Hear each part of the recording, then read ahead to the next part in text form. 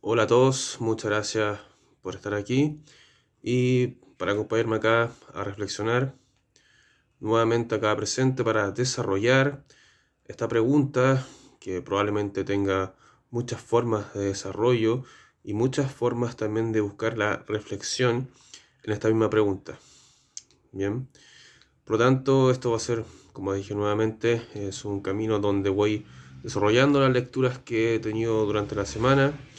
Y espero que también a ustedes les guste y también agradezco a las personas que han ido acompañando estas lecturas y también algunas que me han proporcionado sus reflexiones y compartir sus pensamientos por privado.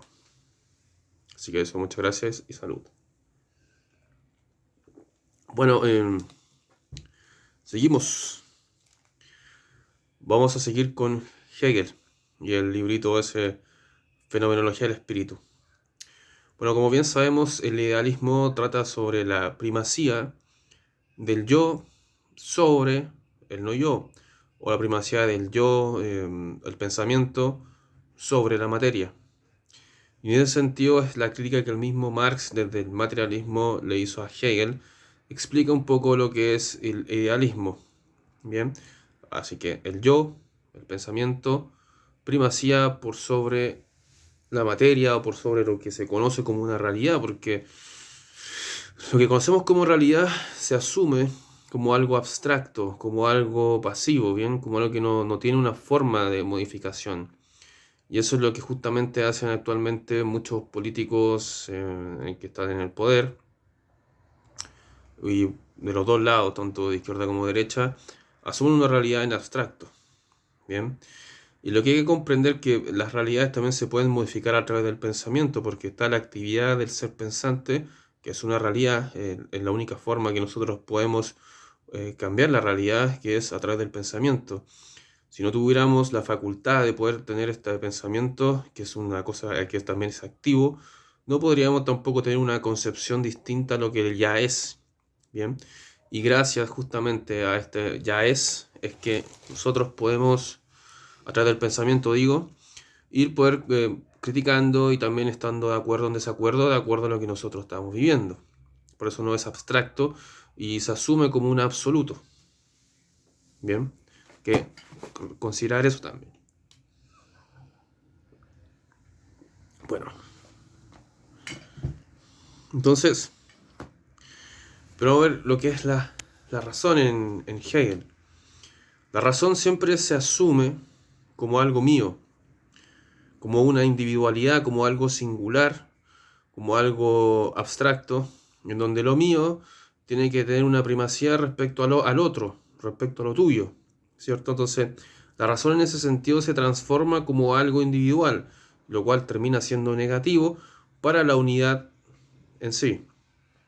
Por tanto, el espíritu, que concibe una ética universal, que es la expresión de esa unidad entre el ser y esa unidad que no está formada, digamos, la razón, que es muy común, que muchas veces se entiende, no, si yo tengo la razón en Hegel se concibe como un concepto de unidad, como un espíritu, como absoluto. Y la razón es una unidad o es una definición entre el ser individual y el conjunto o lo colectivo, que finalmente la razón lo da entre el contexto y la razón histórica. Entonces, muchas veces se habla sobre de que hay una razón que tiene primacía sobre otra, siendo singular, en la cual Hegel dice que esta razón singular no es un idealismo verdadero, sino que más bien es que es un idealismo que procura o desarrolla el ser individual y este no permite la unidad. Recordemos que Hegel tiene la dialéctica y dentro de la dialéctica dan este choque de contradicciones internas que finalmente termina en una reconciliación. ¿Bien? Así que por lo tanto la razón es, y aquí es espíritu, en cuanto certeza de la realidad está elevada a la verdad. Repito, la razón es espíritu en cuanto la certeza de la realidad esté elevada a la verdad.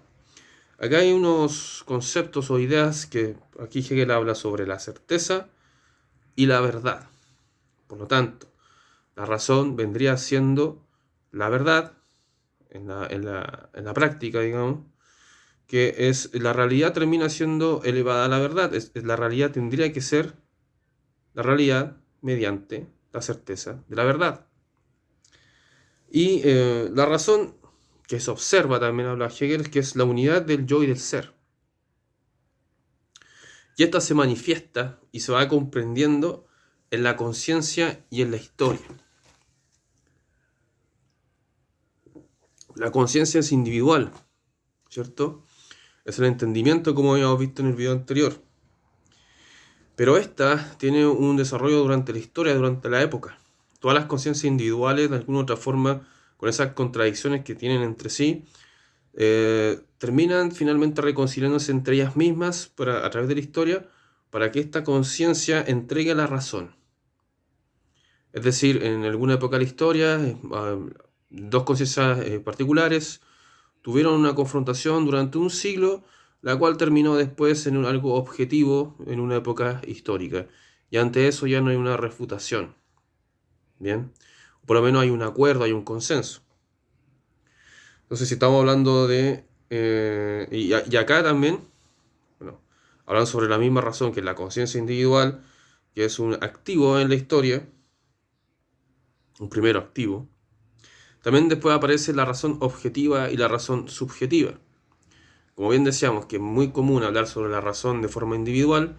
Para Hegel, la razón individual, la razón subjetiva, perdón, la razón subjetiva vendría siendo la razón individual, que es la más común que escuchamos día a día, de manera cotidiana, que se tiene que manifestar a través del pensamiento y el razonar, aunque a veces digamos que hay personas que no razonan mucho y creen tener la razón a través de sus impresiones inmediatas, ¿cierto? Y sus facultades de coincidir lo que es la razón. Y la razón objetiva se ve expresada, se ve manifestada en estructuras sociales o instituciones del Estado. Ahí es cuando se ve un poco lo que es una razón objetiva, ¿cierto? Que finalmente, como decía anteriormente, son las razones que van teniendo contradicciones internas y que a través de la razón histórica estas se conciben como algo más objetivo y se ven expresadas incluso hasta en leyes. Bien, cultura, por ejemplo. Entonces, eso es lo que podríamos tomar en consideración de la razón objetiva. Y aquí también, pues, después voy a ir a otro lado. Y aquí también una definición importante sobre el espíritu en Hegel que dice: el espíritu es la vida ética de un pueblo en la medida en que la verdad es inmediata. Repito, el espíritu es la vida ética de un pueblo en la medida en que la verdad es inmediata. Y aquí podríamos hablar de que cuando se ve un individuo y el individuo porta esta verdad inmediata, es el espíritu. Es decir, un ser individual podría aportar la costumbre, la tradición, lo que es el espíritu de una nación, se podría nombrar en ese sentido. Y eso es lo que más o menos Hegel va. Es una verdad inmediata, que ya hay una reconciliación y una cosa absoluta expresada en un ser individual a través de la historia. Es el espíritu en su verdad. Y el espíritu es un principio inmaterial. Muchas veces se habla de espíritu.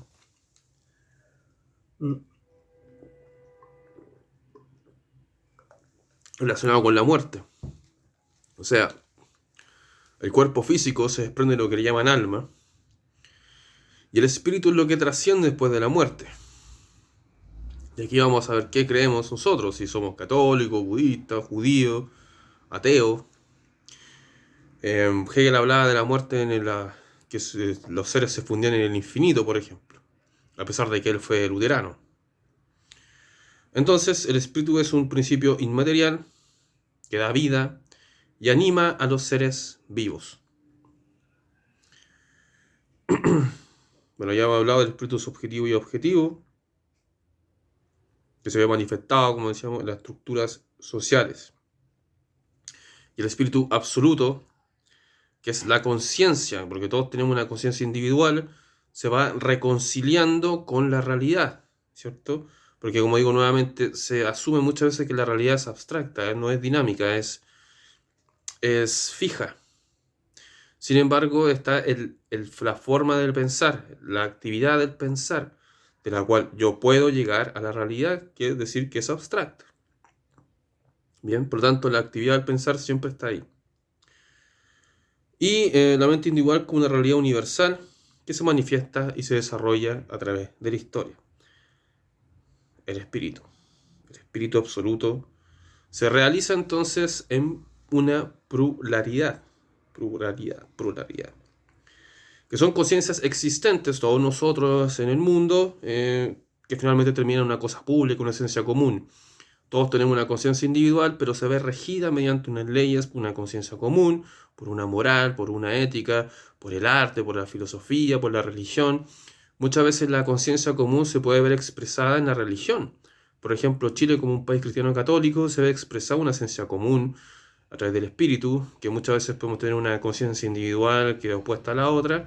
Sin embargo, a través de la moral podemos ejemplificar y cristalizar esa esencia común a través de la moral, de lo bueno o lo malo, de lo que hay que hacer o no que hay que hacer, del respeto o no respeto, de la eticidad, si yo hablaba Hegel también, entonces ahí hay unos conceptos. Y a través de esto podemos ir a la política contingente. Por ejemplo, la conciencia de clase, ¿cierto? Se habla mucho de la lucha de clases, de la lucha de género también, y también sobre la lucha de religiones o de nacionales con extranjeros, sobre todo los nacionales con extranjeros, que está bastante en boga eso. Lo curioso de esto es que todo esto son obstáculos, tomando en consideración la unidad sistemática de Hegel, que son obstáculos para poder desarrollar la unidad dentro de un absoluto o espíritu. ¿Por qué? Porque son microcontradicciones.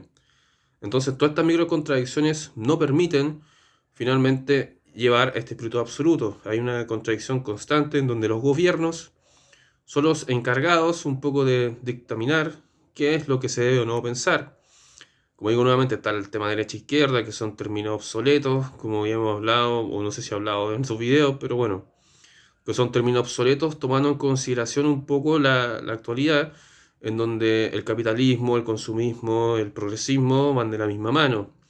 Por un lado tenemos una derecha que es económica y en el término político que es completamente liberal, que es de izquierda. Pero todas estas no son contradicciones, sino que más bien abrazan el mismo brazo. Bien, paga redundancia, porque tenemos una derecha económica que es liberal y a la vez la política también es liberal, pero ellos a través de esas mismas consignas que parecieran ser que son opuestas, que en la práctica no lo son, terminan de alguna u otra forma generando divisiones aún más microscópicas dentro de lo que somos. Si bien está fuera lo conservador, está fuera la tradición, está fuera la nación, está fuera la costumbre, todo eso está fuera de ese conflicto, sino que más bien responde solamente a lo liberal que está de moda, y tenemos también el consenso que se ha expresado en las democracias occidentales, que hay una especie de totalitarismo sonriente, en donde tenemos que solamente la democracia es lo que se puede abrazar y asumir como verdadero y como racional. Entonces, si tenemos eso, existen estos microconflictos, como digo nuevamente, que no nos permiten la realización absoluta de una nación, un pueblo. Entonces, también está, por ejemplo, de moda el conflicto en otros países como España, con los musulmanes, ¿no? También se muestran también más conflictos internos, y eso no permite nuevamente la realización de la nación, y que eso también pasa acá, ¿cierto? Pasa acá con las divisiones en Chile en dos, por ejemplo, el conflicto chileno con indígenas, que es un conflicto finalmente que pareciera ser que no tiene solución, y se va dilatando constantemente, y eso también pasa en otros países. Entonces todos estos microconflictos, que ya no son la lucha de clases, sino que más bien la lucha de géneros, no permiten una unión en un pueblo.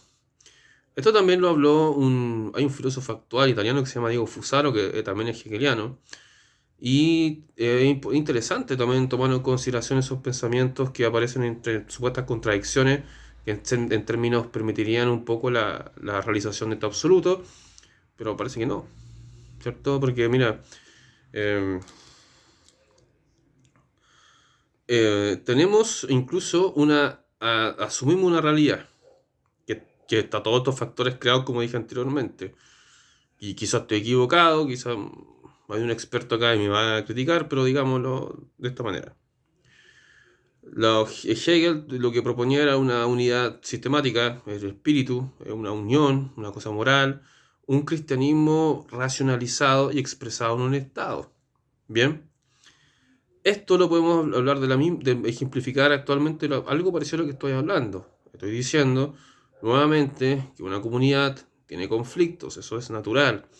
Sin embargo, a través de cosas abstractas que proponen sectores de derecha, generalmente, esto va creciendo. Muchas veces la derecha aparece como si fuera un salvavidas a el caos que existe acá. Sin embargo, ellos también han sido parte o han participado de este caos que existe afuera. Y también se crea una realidad a través del pensamiento de que hay un caos y hay asesinatos constantemente, y en donde a través de lo aterrador las personas también abrazan un poco ese discurso y se crea una realidad abstracta. Entonces, la realidad abstracta que se crean a través del pensamiento, a propósito de ellos que hablan de la realidad, a propósito de ellos que hablan de la economía, que no hay ninguna posibilidad de cambiar eso. Y como digo nuevamente, a través del logos, ¿cierto? A través de la palabra, muchas veces se cambia la realidad, sobre todo cuando es asumida como un absoluto, y es asumida también como un espíritu, como el espíritu de algo que es una verdad, que es una cosa elevada, ¿cierto? Es una cosa que está llevada a una comunidad y que se expresa constantemente en la palabra de los individuos. Entonces hay que verlo por ese lado. Aquí no estaba hablando de conspiraciones, por si acaso. Yo no hablé nada de conspiración. Miren, algo distinto. ¿Ven este vaso? Cuando empezó el video estaba con cerveza. Entonces podríamos haber hablado y ejemplificado de que ese vaso, cuando estaba con líquido, es el todo. ¿Sí? Pero miren, ahí está el vacío. O sea, este es el vaso en sí. Esta es la cosa en sí. ¿Bien? Pero miren, entonces yo lleno con un líquido. Miren, ¿qué voy a hacer? De nuevo, para que veamos.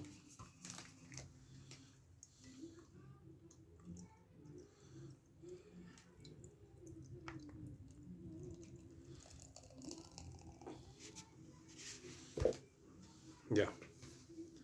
Entonces, ahí está el vaso. Esto es lo que oculta el vacío. Este es el todo. Cuando eso desaparece, el vaso. Yo le voy a explicar por qué. Vamos a pasar a Heidegger. Entonces en Heidegger podemos hablar de la técnica, siempre hablaba de la técnica, como bien alemán. Spengler también hablaba de eso. Y en Heidegger hablaba sobre el habitar, disculpe, el habitar. El habitar no solamente es una construcción desde la técnica, de la arquitectura, sino que más bien el habitar a la vez se refiere al habitar. Pero aquí hay que ver qué es el habitar, si es el habitar como vivienda o el habitar como vivir, como estar ahí, no como solamente como pertenece a una construcción. Y muchas veces acá es interesante, no como un habitar como alojamiento, podríamos decir, porque muchas veces habitamos lugares que no necesariamente alojamos. Por ejemplo, muchas personas que van a un trabajo todos los días están habitando ese lugar, esa oficina, o que sea una construcción, o están cuidando algún lugar, están haciendo de guardia, de lo que sea, y están habitando ese lugar, pero no necesariamente están alojando. Por lo tanto, muchas veces se entiende que el habitar podría estar a ser alojar. Sin embargo, el habitar también puede ser permanecer ahí, ¿cierto? Conservarse en ese lugar, mantenerse en un lugar. pero no necesariamente desde el aspecto de alojar, de dormir. El habitar, cuando digo voy a habitar una vivienda, es porque voy a estar ahí permanentemente, y que no estoy permanentemente ahí, sino que estoy en una parte del día que es mi descanso, de estar cierta hora en el trabajo o de alguna actividad en particular. Bien, por lo tanto, el construir necesariamente es habitar. Pero yo construyo algo, puedo construir un ferrocarril, un tren, un metro, ¿cierto? Y también estoy habitando en el metro, estoy habitando en la micro, entonces, por eso se entiende que construir es habitar. En ese sentido, y la definición en sí es permanecer o mantenerse, que es el hábito. Ya hablan de habitar poético de Hölderlin, pero ya es otra cosa. Yo voy por todos lados. Y estos habitares también tienen relación con la finitud del ser. Recordemos, los seres humanos somos mortales. ¿Y qué significa ser mortal?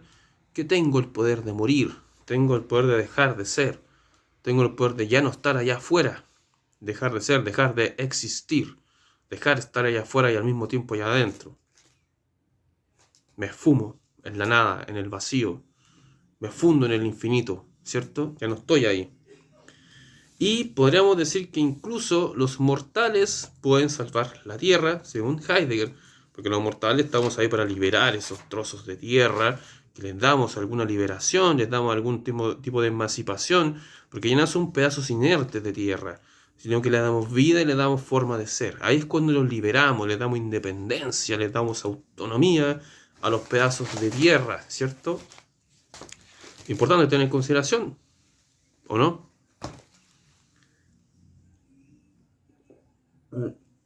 Cuando hablamos de salvación, muchas veces, ¿qué es salvar? Prevenir un peligro, una amenaza, un ataque, protegerme, una cosa de proteccionismo, digamos. Muchas veces hablan como literatos, por ejemplo, Emil Cioran, que era un rumano, que le dicen filósofo, y que, bueno, que es como literato en el fondo, que tiene una prosa desgarradora. La salvación del alma, dirían. ¿Y cómo yo me salvo del alma? Pues si yo nací, todos nacemos con el pecado original dentro de la cultura cristiano-católica, y la forma de poder yo salvarme ese pecado original es bautizándome. Entonces, ¿dónde está la salvación finalmente? La salvación estaría en que yo me bautice y además siguiera la doctrina cristiano-católica para yo después poder tener los privilegios al morir de estar al lado de Dios Padre Todopoderoso. Ojo, yo soy católico, no me estoy burlando, por si acaso. Y bueno, en ese sentido, la salvación significa seguir la doctrina o imitación de Jesús, Jesucristo, el Salvador y el ungido. Seguir este camino, ¿cierto? La doctrina, tratar de imitarlo, obviamente nunca voy a ser como él, pero es la imitación. Y a través de esto es poder yo conseguir la salvación de mi alma en el reino de Dios. Bien, entonces la salvación es quitar un peligro. En Heidegger no así, pero por lo menos tengo entendido que él fue católico, luterano. Pero bueno, creo que una conversión, no recuerdo bien. Bueno, ahí está Google. Y el habitar como proteger lo cuadrante también habla de cómo proteger el espacio del ser humano y su familia, ¿cierto? Y los mortales siempre nos mantenemos en las cosas. Aquí después preguntamos qué es la cosa, y es lo que está hablando acá. Por ejemplo,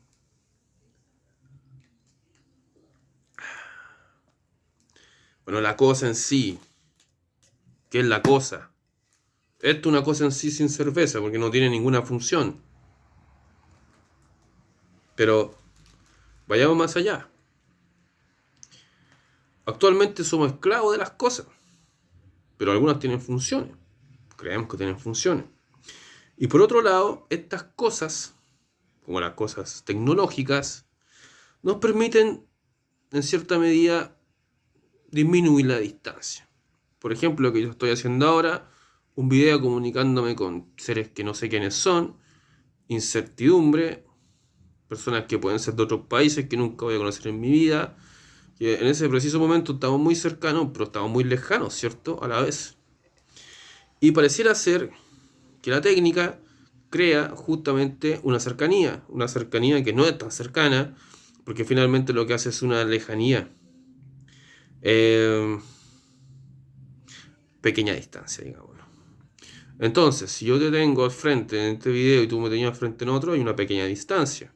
Yo me acuerdo de unos ejemplos de, creo que era de Heidegger también, estar en un bus con 20 personas desconocidas, y una de estas también finalmente pueden estar sentados al lado tuyo y están cerca pero lejos, ¿cierto? Y es lo que pasa un poco en estos medios tecnológicos, que estamos acá uno y el otro, pero estamos preocupados del celular, del WhatsApp y todas esas cuestiones. Y bueno, siempre tenemos excusas, que el trabajo, que qué sé yo, pero finalmente queremos estar con lo ausente, con lo que no está ahí, sino que más bien con las posibilidades que se nos van entregando a través de la tecnología. Son estas posibilidades que finalmente lo que permite es una pequeña distancia, porque no estoy cerca, pero tampoco estoy lejos. Se reduce, ¿cierto? Se van reduciendo.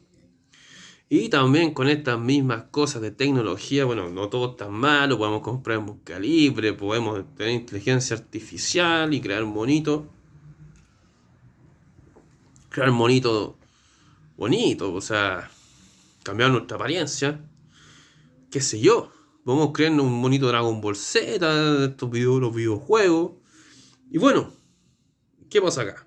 Acá aparece pues la bomba atómica, que fue una cosa espeluznante en el siglo XX, que ustedes pueden ver que quien la llevó a cabo fueron los defensores de la libertad y la democracia. Pero bueno, en esta bomba atómica se oculta algo, que es el terror. Y este terror aparece justamente en lo oculto y se hace presente en este tipo de cosas como la bomba atómica.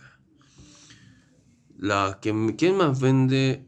Bueno, digamos que uno de los países que más vendió armas nucleares y por eso son tan poderosos en el siglo XX fue Estados Unidos. ¿A quién le vendía armas? ¿A quién? Búsquenlo. Entonces hay un mercado y un negocio de la brutalidad que es para justificar la libertad y la autonomía de los países decentes de Occidente. Vamos a hacer un libro salvando Occidente, dicen algunos. ¿Salvarlo de qué? ¿Protegerlo del cuadrante, como dirá Heidegger? ¿Qué es salvar, quitar un peligro de algo? ¿Y cuál es el peligro? Veamos qué es el peligro de Occidente. ¿Cuál es el peligro? Los marxistas culturales, como dirán algunos. ¿Quiénes son? ¿Dónde está? El peligro está justamente en la invención de este marxismo cultural, en la invención de esta batalla de ideas, que es una invención, porque justamente va a lo mismo.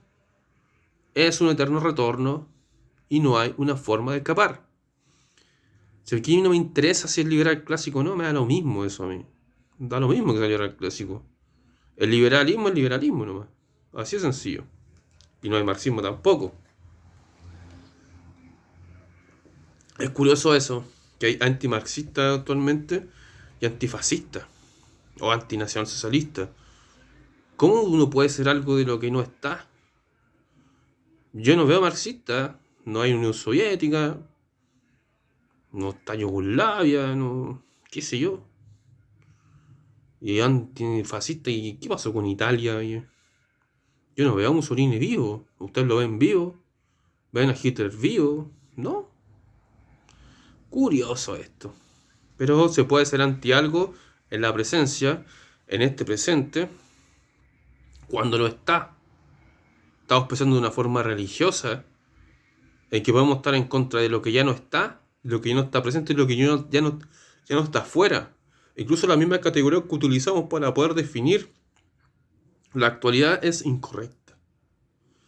Como que trajimos el pasado hacia lo actual. ¿Y quién hace eso? Son unos medios de propaganda que financian a los mismos países de siempre. Por ejemplo, vemos esta cosa de luchas políticas de idealismo, vago idealismo, no un idealismo en sí, aunque digamos que el liberalismo también es idealista en cierto sentido, porque promete un paraíso de lo cual nunca vivimos.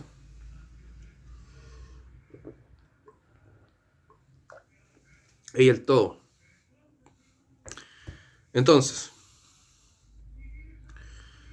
Mientras tenemos estos disensos, vamos a ver, vamos a encontrar la verdad. El culpable de todo esto será Lenin o Hitler. Seamos serios, ¿bien? Seamos serios.